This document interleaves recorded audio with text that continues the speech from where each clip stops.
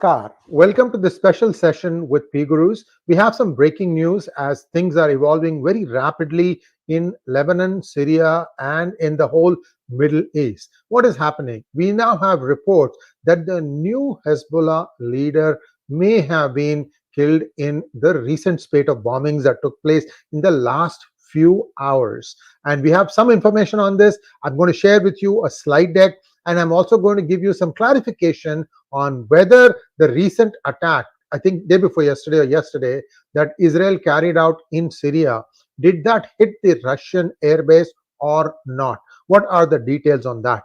I'm going to be sharing both of these things. A small request to all of you to please like this video. This is really breaking information, hot off the press. I have one feed that I'm listening in where there are journalists from multiple countries participating. So we actually get the latest and greatest information from all these individuals. Some may be angry, some may be sad, some may be happy. But the point is, journalists are journalists. Their first and foremost responsibility is to try and carry the news as accurately as possible. So what has happened today? I'm going to share that also with you. So I hope you have liked this video. Here we go.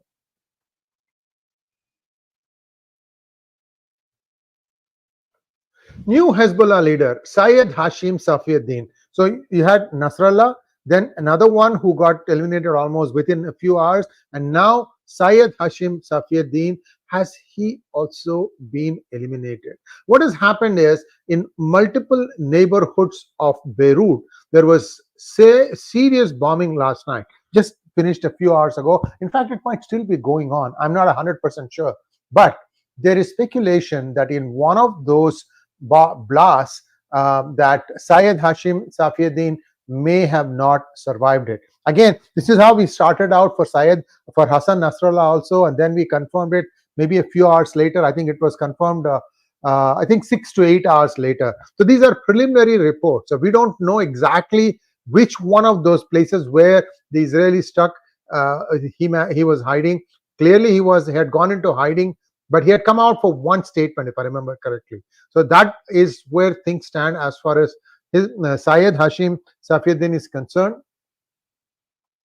Now, what does it mean? Well, Israel is determined that Hezbollah will be completely finished. Whether Lebanon likes it or not, whether Lebanon wants it or not, Israel is very clear in its mind that they are going to not give any room for the Hezbollah to grow back again. There are also reports coming that Israel has decided that Gaza will not have any kind of government on its own anymore, maybe some local governing stuff, but beyond that, Gaza will be completely under their control. This is what is a preliminary information I'm getting. So I'm going to now go into the second part, which is the airbase, the Russian airbase, whether Israel had indeed attacked this Russian airbase, because what had happened was a plane carrying ammunition had come and landed on that airbase, number one. Then the bombing took place an hour later. It didn't take place on the airbase. And some information said it might have been on the airbase. It did not take place on the airbase. It took place an hour later at an adjoining facility. All the details I'm going to share with you in just a moment. So in theory, Russia is not affected yet. In fact, this airbase, Russia has a multi-year agreement with Syria. It's sort of like 𝗏𝗏𝗏 being under the 99-year lease of China. Sri Lanka has leased out 𝗏𝗏𝗏 for a 99-year lease to China. So something similar to that, it looks like. I'm going to share all this information with you. I hope you guys have already liked this video, because, like I said, it's early in the morning in India, but this is breaking news, hot of the press. So Israel conducted airstrikes near the Syrian coast, with explosions reported close to Russia's Khmeimim air base in western Syria.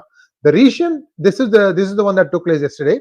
Israeli airstrike, which took place in the coastal Syrian city of 𝗤𝙑, did not hit the Russian-operated Khmeimim air base despite initial concerns. How it's known is that lag. Remember that 1 hour lag.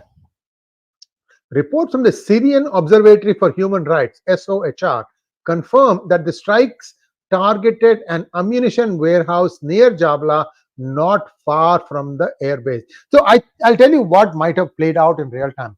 The plane lands, they have taken the ammunition, arms and ammunition, they probably brought it to the warehouse, and Israel waited for them to bring everything into the warehouse and then took the warehouse out. This is what I am connecting dots. And as you see this slide deck, perhaps what I'm saying will be true, or if it is not confirmed today, it will be confirmed in a couple of days. The munitions were reportedly Iranian weapons intended for Hezbollah, a Lebanese militant group. This is intended for Hezbollah. So now you no longer have this, oh, we made it ourselves mask. That mask has come off, that these are all indeed Iranian ammunition. And we know that Iran gets much of its stuff from China. So you see now that hand coming out slowly but steadily. So while the attack was close to the Russian facility, there's no evidence that 𝗏𝗏 was hit deliberately or accidentally. So this is pinpoint accuracy, how Israel is hitting all these targets. This operation highlights Israel's ongoing efforts to disrupt Iranian arms transfers to Hezbollah while carefully avoiding direct confrontation with Russian military assets in Syria. Now, IDF spokesperson 𝗤𝙧𝙤𝙪 also reported that Hezbollah has been smuggling weapons into Lebanon from Syria through the Masna border crossing. So this is ongoing. Syrian air defenses and Russian forces responded to the attack within 40 to 50 minutes. See the thing, the depot is situated near the 𝗏𝗏 airbase, the largest Russian airbase in Syria, located in the northwestern province of Latakia. The Israeli strike did not target the runways or towers, but they targeted other military sites in Latakia province simultaneously, hitting the warehouse inside the airbase. So there is a strip, there's a warehouse, and looks like the warehouse was adjoining the facility. They want to be as close to the facility as possible so that they can draw in Russia into collateral damage, just like they always launch their missiles from civilian areas. So here is Levant 24, somebody confirming by way of this is Syria TV that is confirming that the Israeli bombed 𝗏𝗏 an hour after the arrival of the Iranian plane belonging to Hashem Airlines, and the Israeli strike did not target the runways or towers at 𝗏𝗏 Air Base and Latakia civilian airport. The bombing targeted other military sites in Latakia province simultaneously with hitting the warehouse inside 𝗏𝗏 Air Base. I'm going to give you all these links in just a minute because I was so busy compiling all this and then it was getting late to go live, so I jumped in to do the live. I will give you all the links. The Syrian account describes aerial bombardment of Israel from 30 missiles that were launched between 3:55 a.m. and 4:41 a.m. This is yesterday, not the new cluster bombing that I talked to you at the beginning of this episode. There are two different things.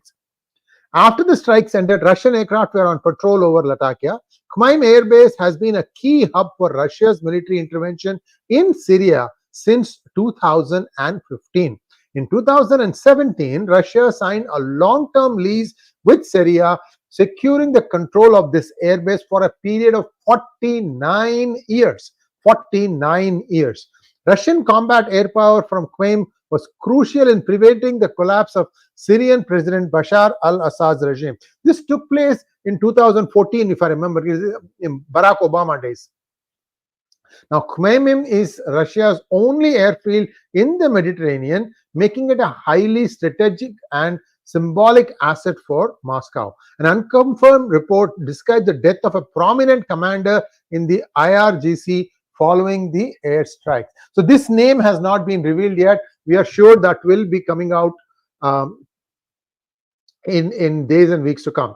SOHR also report that an Israeli airstrike on the Syrian capital resulted in the death of Hassan Jafar, the son-in-law of Hassan Nasrallah. He is said to be one of the three killed, with another two injured when a building was flattened in the Mezouza district in the west of the city. This is all in Syria. Israel has long been carrying out strikes against Iran-linked targets in Syria. but has increased the intensity of such raids since the last year October 7th attack by the Palestinian militant group Hamas on Israeli territory. So Israel's tentacles, their radars open in all directions. They are monitoring who's getting whom, what, where, and how. If this is going to get confirmed in a couple of days, because see, if the Syrian TV is itself confirming, then this must be true that the airbase was not touched. That shows you how precise the strikes are. Also, there is no collateral damage. There is no adjacent building getting injured or hurt by that. So the airstrike in Syria, while close to the Russian-operated Khmeimim airbase, did not strike the base itself. So that's where things stand now, guys. But we will be following up on this new situation where we are hearing that the new Hezbollah leader also may have perished in one of the bombings that took place last night. So we have covered 2 nights bombings today, one which might have touched Russia, but it has not. And now this thing about the new Hezbollah leader may also have been eliminated. I don't know if I have any questions. Let me see quickly if there are any questions here.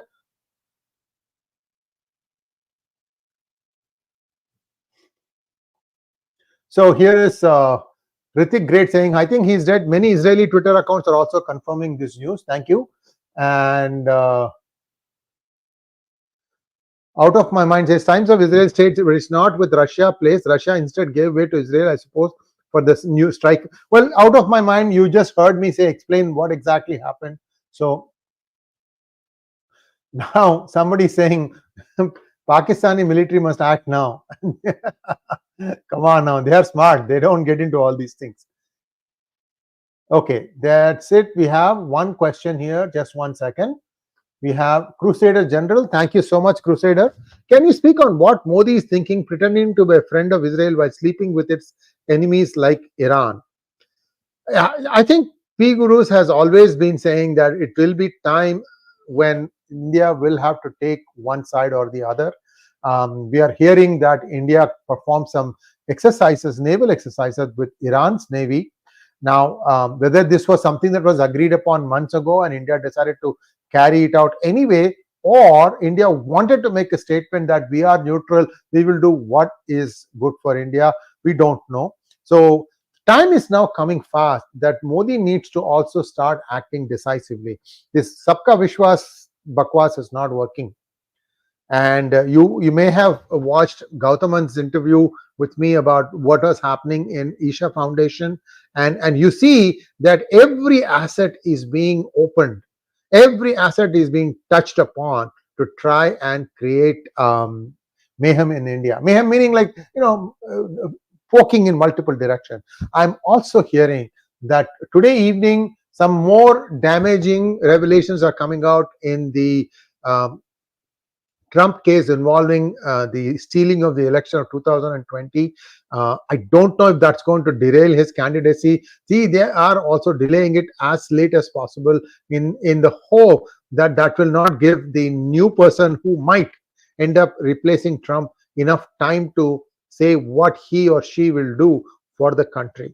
I hope it won't come to that, but I'm just hearing something. And those of you who are tuned into CNN, see, CNN also tends to be, biased against Trump. You need to listen to Fox also to kind of come to a balance on what could possibly be the truth. We don't know yet, but there are indications that some new evidence has emerged, and this could be very, very damaging for Trump. Remember that astrologer Pratosh and I were talking about this, and Pratosh Gopalakrishnan had said that once Shukra Dasa starts, Trump is going to really find it difficult. So his forecast has come true. I'm going to try and see if we can just clip that and put that as a separate video so you all can see what his predictions were about Donald Trump. Thanks for watching. Please like, share, and subscribe to our channel.